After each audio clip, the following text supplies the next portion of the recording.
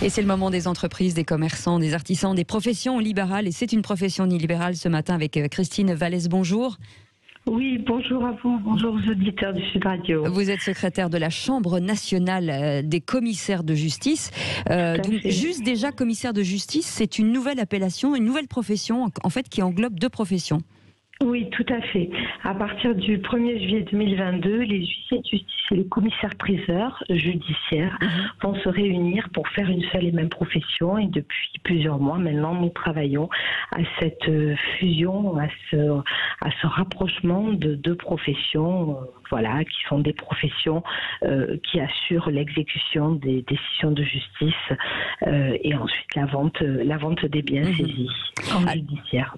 Alors, après le premier confinement, les tribunaux se préparaient à un engorgement inédit par milliers de renvois d'audience. Comment ça s'est passé finalement ? Alors, le premier confinement, c'est assez bien passé. Je pense que nous avons assuré notre mission de service public au fur et à mesure. Notamment, nous avons pu signifier les décisions pénales avec des organisations territoriales, on va dire départementales. Nous avons pu signifier les décisions lorsqu'il y avait des troubles de voisinage ou des difficultés dans les familles. Donc nous avons assuré le service public, les procès, les procès correctionnels qui ne pouvaient être reportés, certains d'assises, voilà. La partie civile. Pas d'expulsion pour mauvais payeurs en France. Non. La partie civile de notre activité a bien évidemment été extrêmement ralentie. On ne peut pas dire que les huissiers ont arrêté. Nous avons continué à notifier, à signifier, puisqu'il faut, une grande partie, vous le savez, de notre travail est d'aller porter, et en plus à domicile, les décisions de justice ou les assignations afin d'obtenir ces décisions. Donc nous avons un travail de proximité, d'écoute, et nous avons continué en adaptant en fonction de la situation économique et bien évidemment sanitaire, et aussi en fonction de la demande de nos clients. D'où le fait de lancer cette signification électronique ?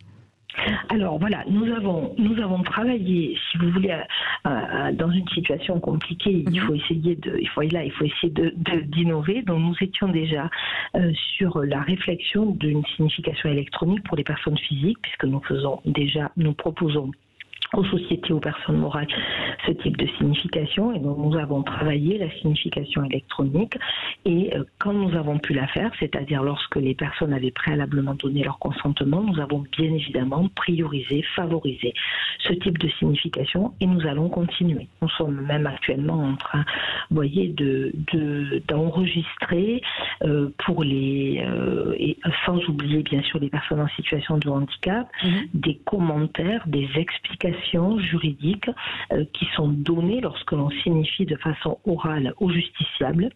Et nous allons le reporter sur la plateforme numérique de façon à ce qu'une personne qui viendrait chercher un acte dans un coffre-fort numérique puisse avoir toute explication utile et nécessaire, notamment pour assurer sa défense et exercer ses voies de recours si c'est une décision de justice ouvrant des voies de recours. Voilà, ça c'est le premier point. Et ensuite, au niveau de la signification, nous avons aussi travaillé la signification avec des mesures sanitaires renforcées. Donc on a mis en place tout un protocole de signification pour nous et nos clercs, de façon à ce que les actes puissent être remis dans les conditions les plus scrupuleuses, que si une oralité doit être portée, elle puisse se faire à distance. Vous voyez, voilà, donc on a essayé dans les précautions. Exactement. Alors, en tout cas, merci beaucoup Christine Vallès d'avoir été avec nous, secrétaire de la Chambre nationale des commissaires de justice. On reviendra bien